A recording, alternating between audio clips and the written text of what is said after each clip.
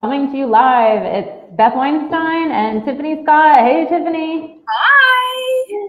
Thanks so much for joining. And for once, this Facebook Live is working, at least for now. It's Mercury retrograde and things are a little crazy. Oh, But yeah. yeah. Perfect time to launch a big summit, right?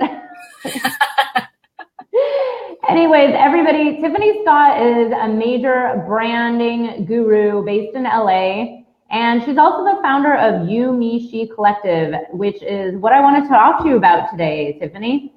Yeah, so from what I understand, You, Me, She Collective is, a group of women, or mostly women, and you do a lot of in-person events, and I know you do retreats, and then obviously you have a coaching business and a branding business, and because I was actually talking to someone earlier today, to a client, about working with community, right? Like, for example, she's in this really amazing supportive women's group and she's going through something very tough. And I said, well, that's why you have this group, their support network. Now, how does someone like you, or how did you do it? How do you build up this kind of community? Because there are, you're lucky you're in LA, I'm in New York, and we have a lot of great communities of people that already exist. But how does someone even start this from scratch? One person at a time. I think that's the biggest misconception, particularly in this day and age where we live with so much opportunity online, that we forget, like when we're mass marketing or we're, creating lists or followers, we forget that there's a person behind each like. And so I've really grown my community one woman at a time, or one sister at a time, as I say. And that is often underestimated. So if I have someone in my Facebook group that enters the Facebook group that I haven't met before, I'll reach out to them on Facebook Messenger and say, hey, I'd love to know more about you. Or, introduce yourself. We really want to get to know you. Coming from a place of service and not from a place of selling, I think, is what also makes the difference as well. I've been really fortunate because I love creating community. It's very organic to me. But it is really about just one person at a time. Yeah, and I love what you said about being in service and not sales. And I kind of rolled my eyes because we all know there's some Facebook groups out there that you think you're getting into, and it's really it's very pushy and salesy. And honestly, that's useless, right? It's like, why would I join that if I can be push sales, every other which way? So it's really great. I love that you say one person at a time, because I actually did say to this client, I was like, look, I started a women's circle last year, and I'll admit it kind of dwindled away after a few months, but the first time I did it, I had like 2 people show up. Yeah. And, but that's how you start. And I have a friend that used to hold women's circles, and she said the same thing. She started with a couple people, and then over the years, it got to the point where she had to turn people down because it grew so big.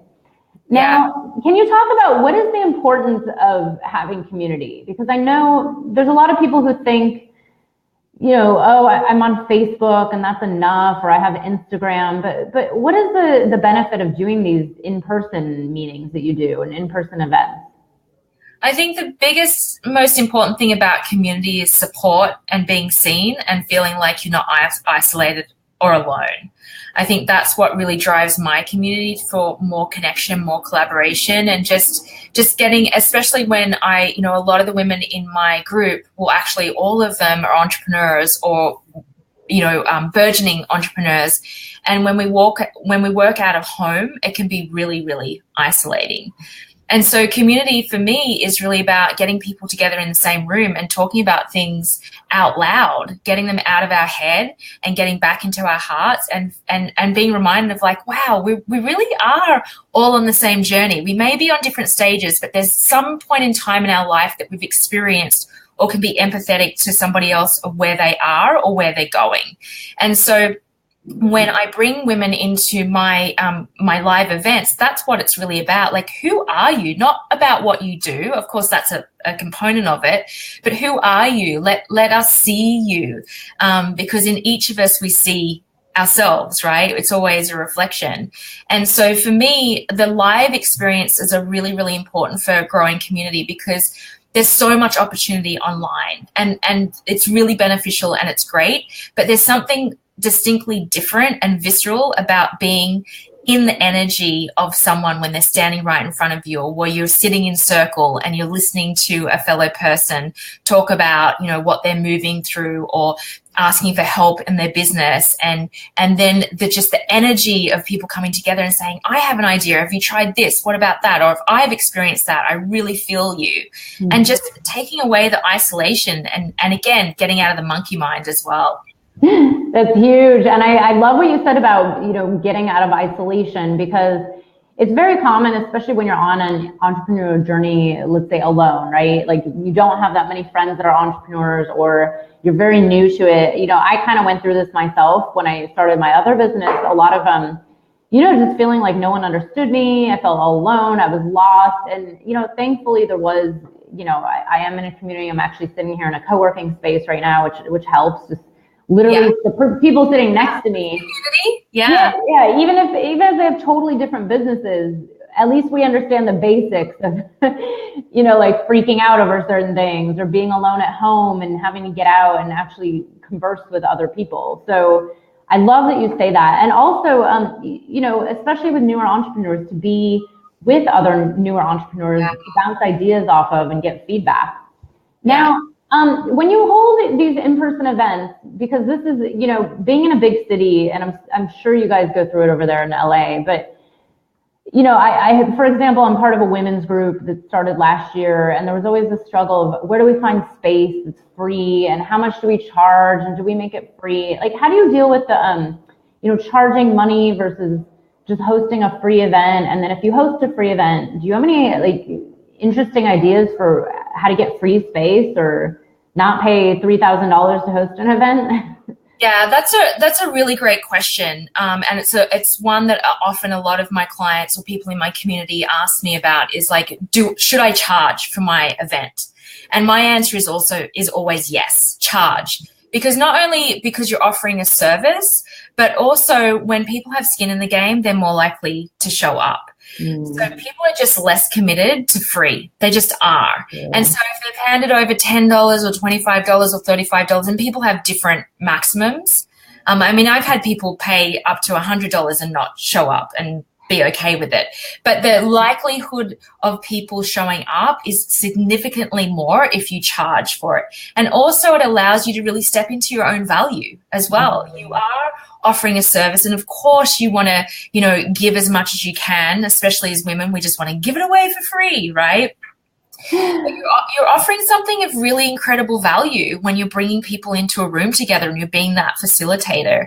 So I say, yes, charge, get them to put skin in the game and commit energetically through money. And then with regards to spaces, I invest in spaces because I'm really particular about the aesthetic and the environment that I want to create when people come in through my community and feel the energy of that. But it's research. Like I see a lot of people doing really great partnerships with restaurants and cafes and galleries, and it's just being really ingenuitive, doing the research. And it's one person at a time, creating connection. Because if somebody has a space, pick up the phone, go there, talk to them, create a connection, talk about why you're doing it, why you're passionate about it, get them enrolled in the vision as well. And they'll be wanting to partner with you and support you as well. I think a lot of people really underestimate how much people really want to help each other when there's like a common vision, or they're just inspired by what you're doing. So they'll offer their space. But again, it's about connection.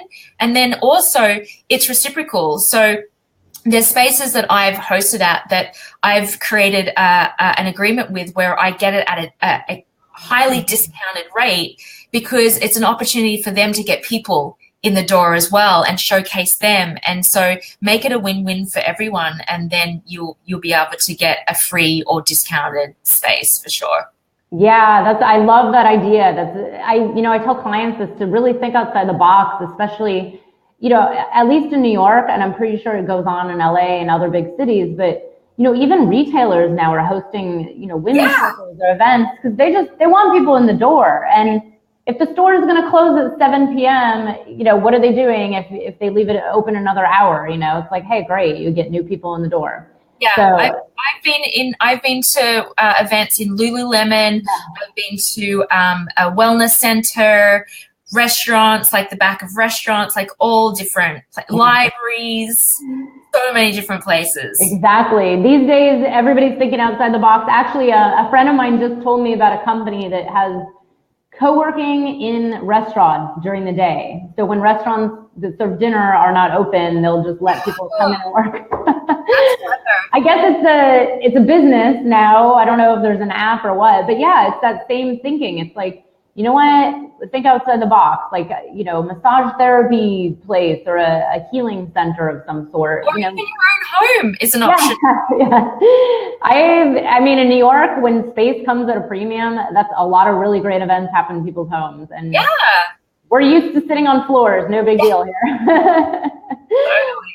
No, I love that you say that. Now, do you have any tips for someone who's maybe just getting started? Like, for example, someone who wants to start like a women's networking group. I always say this women's networking because I just know there's always talk of doing this, and then, you know, some of it happens, some of it doesn't. But, you know, how do you get people like started, even that first 3 or 4 people? How do you get them there? Well, the way I started when I first started my business was through Meetup. I used meetup.com. And that's worked really, really well for me. There's also Eventbrite as well, and good old Facebook and Instagram and social media, and reaching out to your friends, get them in the room as well, because that helps you build your confidence. And just know, like what you experience, if it's 2 people that come, then honor those 2 people. I think the biggest thing that happens with early entrepreneurs that are trying to create community and trying to, get their services out there and get clients is they get disenchanted. So they give up really quickly of like, okay, only 2 people came or only 1 person came. I've had 2 people come to my events before, but the biggest thing that I think has really worked well for me is consistency. Just keep doing it.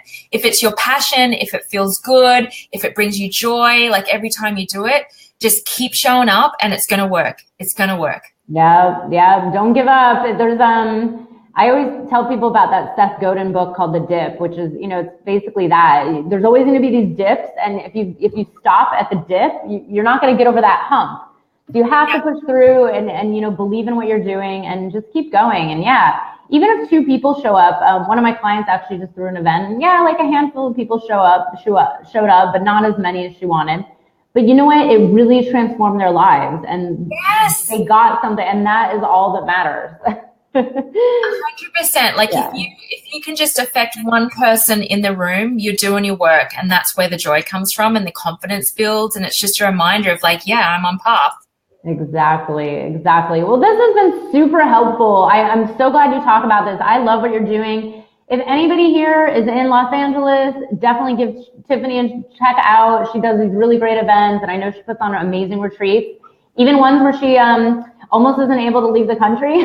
In Guatemala and all over the world. So Tiffany, thank you. Also tell people more about where to find you and where they can get information about what you offer. Sure. So you can find me on 2 places. The easiest one is indemandbrand.com, or my website is YouMeSheCollective.com as well, or just come and find me on Facebook. My Facebook group is BU Business Chicks. So awesome. And everybody, be sure to catch Tiffany's full interview on the True Path Entrepreneur, along with 33 other interviews from awesome, amazing experts like her. Thank you so much, Tiffany. It was so great talking to you again. I absolutely love that we connected on here. And congratulations, you're the first one that this Be Live has not messed up at all. Mercury took a break after I posted on my Facebook wall, I guess. I'm so glad. And thank you for doing what you're doing. This summit's amazing. Thanks. Really. Yeah, it's been great. It's been so much fun. Thank you, and I'll talk to you very soon. Bye. Bye.